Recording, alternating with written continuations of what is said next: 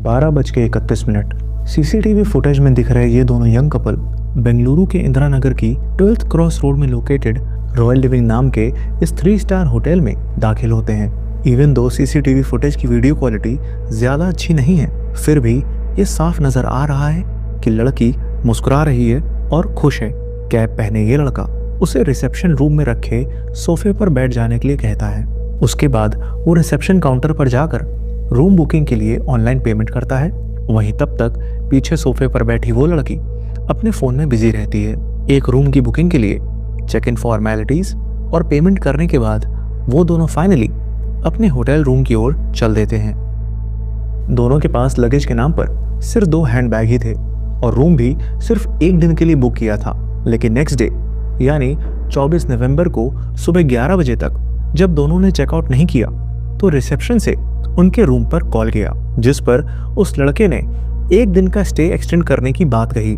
Same यही कहानी अगले दिन यानी 25 नवंबर की सुबह भी हुई और एक बार फिर इस लड़के ने 1 और दिन का स्टे एक्सटेंड करवा लिया। अब इसमें कुछ भी अनयूजुअल नहीं था, क्योंकि कभी कभी ऐसा हो जाता है कि आप जितने दिन के लिए होटल में रुकने आए थे उससे ज्यादा दिन स्टे कर गए। But the surprising thing was कि जिस दिन दोनों ने चेक इन किया था उस दिन को अगर छोड़ दें तो बाकी बीते 2 दिनों में उन्होंने ना ही रूम सर्विस और ना ही किसी ऑनलाइन फूड डिलीवरी सर्विस से खाना ऑर्डर किया था। अब 26 नवंबर की वो तारीख आ चुकी थी जिस दिन उन्हें चेकआउट करना था, लेकिन उसी दिन सुबह 8:19 पर वही लड़का अकेले ही होटल से फोन चलाते हुए बाहर निकल गया। सिंस वो बिना किसी बैग और लगेज के साथ निकला था, इसलिए होटल स्टाफ ने ज्यादा गौर नहीं किया। लगभग 4 घंटे बाद दोपहर के 12:15 बज रहे थे और रिसेप्शन पर बैठे शख्स को पता था कि आज दोनों को चेकआउट करना है, इसलिए उसने रूम के लैंडलाइन पर कॉल किया। बट घंटी बजती रही और किसी ने फोन रिसीव नहीं किया। फिर उसने रजिस्टर पर दर्ज उस लड़के के मोबाइल नंबर पर कॉल किया, लेकिन उसका फोन स्विच्ड ऑफ आ रहा था। इसके बाद होटल का एक स्टाफ उनके रूम पर गया, डोर पर नॉक किया, आवाज भी लगाई, बट कोई रिस्पॉन्स नहीं मिला। कुछ शक होने पर उसने मास्टर की से रूम को खोलने का सोचा, बट सरप्राइजिंगली रूम का डोर लॉक नहीं था और जैसे ही उसने धक्का देकर दरवाजे को खोला अंदर से तेज बदबू आई। लेकिन कैसे भी मुंह नाक ढक जब अंदर झांक कर देखा तो उसकी रूह कांप गई। बेड पर उसी लड़की की खून से लथपथ लाश पड़ी थी। उसने बिना देरी किए भागकर बाकी होटल स्टाफ को इसकी जानकारी दी। देखते ही देखते मौके पर police force, forensics and media पहुंच गई और देखते ही देखते कपल्स फेवरेट ये सर्विस अपार्टमेंट क्राइम सीन में तब्दील हो गया। बेड पर खून से लथपथ पड़ी बॉडी की डिकम्पोजिशन स्टेट से यह साफ था कि मर्डर काफी पहले ही हो गया था, इसलिए बदबू भी आने लगी थी। बेड पर पड़े कंबल और फर्श पर भी खून फैला हुआ था। वहीं बेड पर एक मोबाइल फोन पड़ा हुआ था और पास में ही जमीन पर पीले रंग की नायलॉन रस्सी पड़ी हुई थी। पुलिस को रूम में रखे एशट्रे में ढेरों सिगरेट के बट्स भी मिले। विक्टिम के पास से मिले आइडेंटिटी प्रूफ और होटल के रजिस्टर में की गई एंट्री से पता चला कि इस लड़की का नाम माया गोगोई डेगा है, जो किसी आरव हनोई नाम के लड़के के साथ आई थी और वो लड़का मौके से फरार था। पुलिस ने जहां एक तरफ बॉडी को पोस्टमार्टम के लिए भेजा, वहीं दूसरी तरफ बिल्डिंग और आसपास के इलाके में लगे सीसीटीवी फुटेजेस को खंगालना शुरू किया। यही वो सीसीटीवी फुटेज है जिसमें माया गोगोई नाम की यह लड़की आखिरी बार जिंदा देखी गई।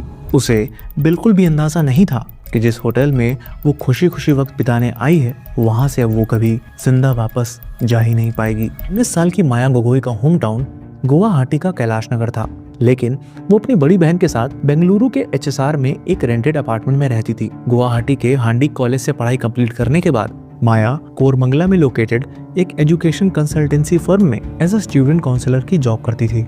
माया का एक यूट्यूब चैनल भी था जिसमें वो ब्यूटी, मेकअप और कॉस्मेटिक प्रोडक्ट्स का रिव्यू भी करती थी।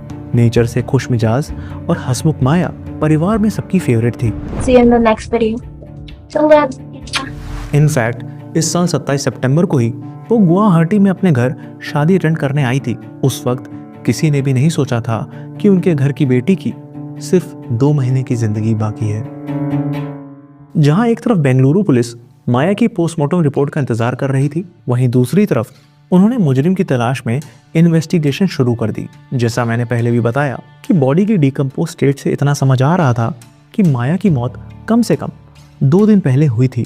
बेड पर पड़ा मिला माया का मोबाइल फोन भी चार्ज ना हो पाने की वजह से 24 नवंबर से ही बंद दिखा रहा था। इनफैक्ट मोबाइल पर लास्ट मैसेज एंड कॉल 24 नवंबर का ही था। अब चूंकि कमरे में माया और आरव ही थे, लिहाजा पुलिस ने आरव की तलाश शुरू कर दी। प्रीलिमिनरी इंक्वायरी से पुलिस को पता चला कि 21 साल का आरव हनोई केरला में कन्नूर शहर के थोटडा कस्बे का रहने वाला है।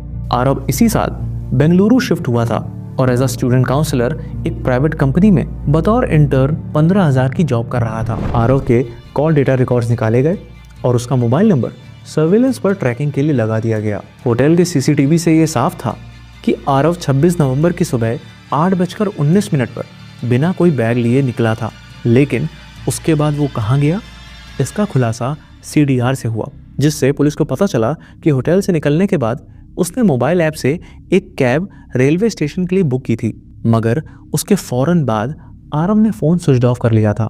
जब उस कैब ड्राइवर से पुलिस ने इंक्वायरी की तो उन्हें पता चला कि वो मैजेस्टिक रेलवे स्टेशन पर उतरा था। आरव का मोबाइल फ़ोन बीच बीच में ऑन हो रहा था। शायद ऑनलाइन पेमेंट करने के लिए उसे अपना फ़ोन ऑन करना पड़ता होगा और यही पुलिस के लिए बेनिफिशियल था। बेंगलुरु से निकलने के बाद आरव की लोकेशन नॉर्थ कर्नाटका के रायचूर में दिखा रही थी, इसलिए DCP ईस्ट D देवराज ने 3 टीमें बनाई, जिसमें से एक टीम को आरव के घर केरला भेजा गया, जहां उसके ग्रैंडफादर रहते थे जो आर्मी से रिटायर थे। दूसरी टीम को रायचूर, जहां आरव की लास्ट लोकेशन मिली थी, और तीसरी टीम टेक्निकल इंफॉर्मेशन कलेक्ट कर रही थी। इन सब के बीच माया की पोस्टमार्टम रिपोर्ट भी आ गई, जो बेहद शॉकिंग थी। माया के कंधे और सर पर गहरी चोट आई थी। वहीं उसके चेस्ट पर किचन नाइफ से करीब 10 से ज्यादा वार किए गए थे और उनमें से एक वार इतना गहरा था जो माया की मौत की वजह बना। रिपोर्ट के अकॉर्डिंग माया की डेथ 24 नवंबर को ही हो गई थी, यानी जिस दिन उसने आरव के साथ उस सर्विस अपार्टमेंट में चेकिंग किया था, उसके अगले ही दिन।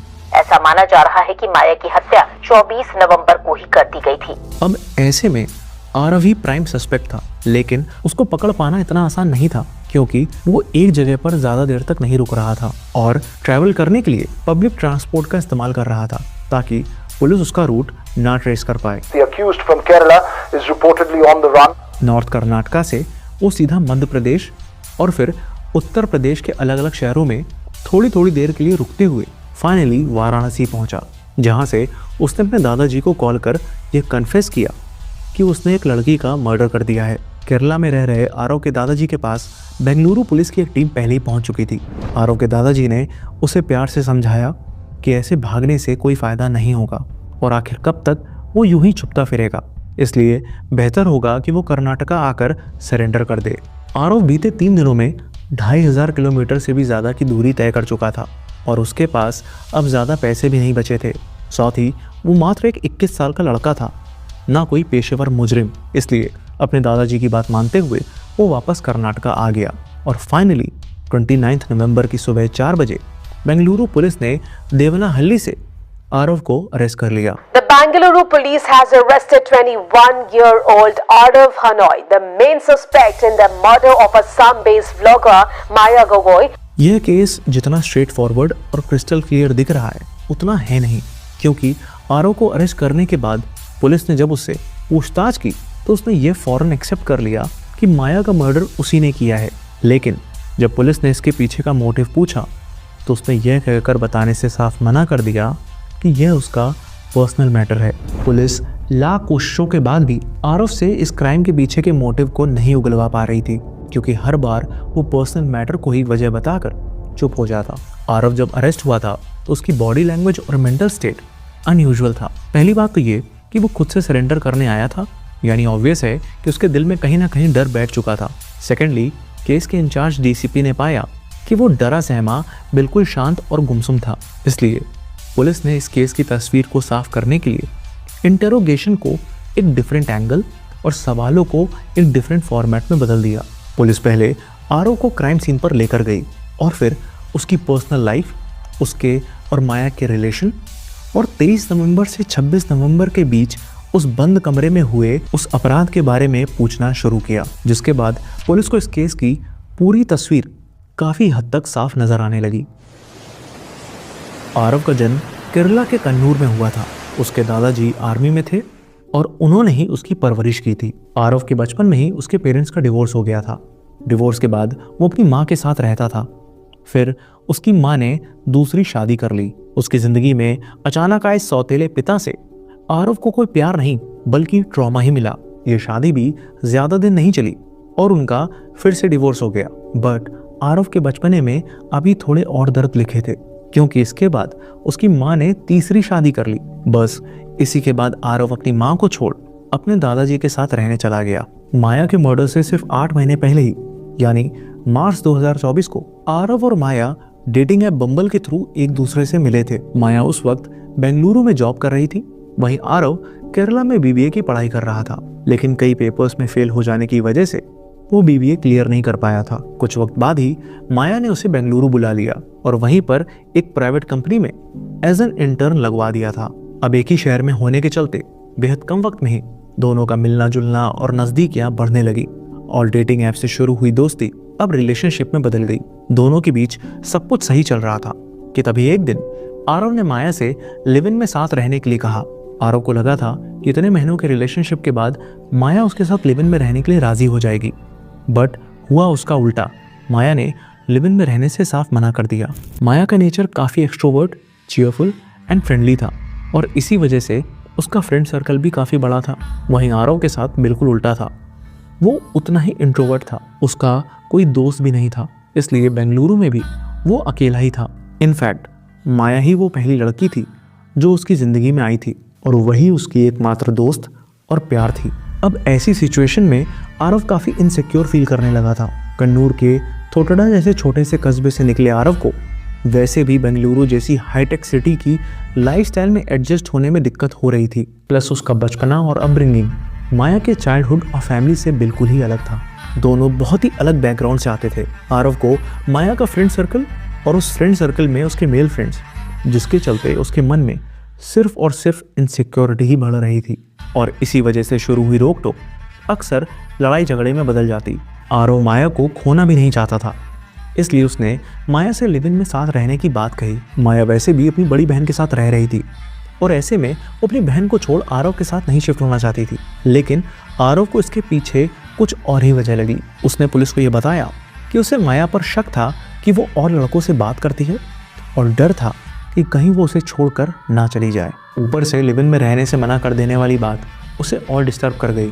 इसी के बाद उसने माया से रिक्वेस्ट की कि कम से कम वो एक दिन के लिए तो उसके साथ रुक सकती है। अनफॉर्चुनेटली माया ने उसकी इस जिद को एक्सेप्ट कर लिया और एक दिन के लिए उसके साथ होटल में वक्त बिताने को राजी हो गई।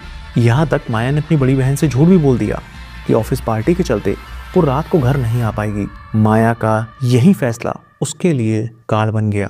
23 नवंबर को चेक इन करते वक्त आरव और माया के बीच सब कुछ नॉर्मल था, लेकिन जब आरव रूम बुकिंग के लिए फॉर्मेलिटीज और पेमेंट कर रहा था तब माया पीछे सोफे में बैठी अपने फ़ोन में बिजी थी। आरव ने पुलिस को बताया कि उस दिन भी वो किसी से मोबाइल में चैटिंग कर रही थी और यही उन दोनों के बीच झगड़े की शुरुआत बनी, क्योंकि उसने ना सिर्फ माया पर सवाल उठाए बल्कि फ़ोन को कम यूज़ करने की एडवाइस भी दी और इसी बात से दोनों में बहस शुरू हो गई। शब्दों की लड़ाई हाथापाई में बदल गई। आरव वैसे भी माया पर शक करता था और अब उसके टोकने पर माया का यह रिएक्शन देख उसे अपने शक पर यकीन हो गया। दिल में उबाल मारता ये गुस्सा और उम्र का यह पड़ाव आरव के दिमाग में जहर घोलने लगा और 23 नवंबर की शाम को ही उसने ऑनलाइन डिलीवरी ऐप से एक किचन नाइफ और नायलॉन रोप ऑर्डर करी और फिर उसी नायलॉन की रस्सी से पहले माया का गला घोटा और फिर किचन नाइफ से कई वार कर उसे मौत के घाट उतार दिया। पोस्टमार्टम रिपोर्ट में माया के सर और शोल्डर पर आई गहरी चोट का भी जिक्र है, जिससे ये साफ है कि माया ने आरव से फाइट बैक किया होगा। आरव का कई बार चाकू से वार करना यानी मल्टीपल स्टैब वुंड्स, जिसे forensic medicine and criminal psychology में ओवरकिल कहा जाता है, यानी विक्टिम के शरीर में उसकी मौत के लिए जिम्मेदार इंजरीज से कहीं ज़्यादा इंजरीज कल्प्रिट ने दी हो। और ये मुजरिम के state of mind and motive के बारे में भी काफ़ी कुछ बयां करता है, जैसे इमोशनल इंटेंसिटी यानी हद से ज़्यादा गुस्सा, जलन या नफरत जो तभी पनपा हो जब अपराधी का विक्टिम से कोई अनरिजॉल्व पर्सनल कॉन्फ्लिक्ट हो, जैसे कि इस केस में आरव का माया से था। सेकेंडली, ये शो करता है कि क्राइम इम्पल्स में किया गया हो, यानी कल्प्रिट ने अपना आपा पूरी तरह से खो दिया हो। और यह बात इस केस में भी लागू होती है, क्योंकि शुरुआत में तो इसे प्री प्लान मर्डर कहा जा रहा था। He seems to have planned this meticulously. लेकिन अगर हम फैक्ट्स की बात करें तो ऐसा बिल्कुल भी नहीं था, क्योंकि आरव माया को मारने के इरादे से नहीं लाया था और यही वजह थी कि रिसेप्शन के रजिस्टर में उसने अपनी सारी पर्सनल डिटेल्स सही फिल की थी। यहाँ तक कि मर्डर करने के बाद वो 2 दिन तक उसी कमरे में माया की लाश के साथ रहा और सिगरेट पे सिगरेट पीता रहा। आरव ने पुलिस को बताया कि उसे एहसास हो गया था कि उससे बहुत बड़ी गलती हो गई है, इसलिए उन 2 दिनों में उसने उस नायलॉन की रस्सी से खुद की भी ज़िंदगी मिटाने की कई बार कोशिश की, लेकिन हर बार उसकी हिम्मत जवाब दे जाती थी। और जब 2 दिन में लाश से बदबू आने लगी तो पकड़े जाने के डर से वो 26 नवंबर की सुबह ही होटल से निकल गया। निकलते वक्त उसकी जेब में मात्र 1500 रुपए ही थे, जिस वजह से वो ज़्यादा दिनों तक भाग नहीं सकता था। इसलिए उसने बयान में बताया कि उसे पता था कि पुलिस पहले उसे बेंगलुरु और फिर उसके घर केरला में खोजेगी, इसलिए पुलिस को गुमराह करने के लिए पहले वो नॉर्थ कर्नाटका के रायचूर और फिर एमपी होते हुए यूपी के वाराणसी पहुंच गया। आरव ने भले ही मोटिव पूछने पर पर्सनल रीजन का ही हवाला दिया हो, लेकिन इतने खुलासे ही काफ़ी हैं ये समझने के लिए कि आखिर इस अपराध की जड़ क्या रही होगी। फिलहाल आरव को बीएनएस के सेक्शन 103 एंड 238 के तहत अरेस्ट कर लिया गया है और पुलिस ने क्लियर कर दिया है कि आरव से आगे की इंटरोगेशन उसके साइकियाट्रिक इवैल्यूएशन के बाद ही इनिशिएट की जाएगी। आरव और माया दोनों के नेचर, पर्सनैलिटी और अपब्रिंगिंग में ज़मीन आसमान का फ़र्क था। माना कि आरव को बचपन से ही वो प्यार नहीं मिला। पेरेंट्स का डिवोर्स, माँ का 2 बार शादी करना, घर का टॉक्सिक माहौल कहीं ना कहीं उसके अंदर एक बहुत गहरी चोट कर गया था। दोस्तों, इस घटना को सुनाने का उद्देश्य किसी का दिल दुखाना नहीं है, किसी को परेशान करना नहीं, बल्कि आपको जागरूक करना है, आपको सचेत करना है। चैनल को सब्सक्राइब नहीं किया है तो हमारे चैनल को सब्सक्राइब कर लीजिए। धन्यवाद।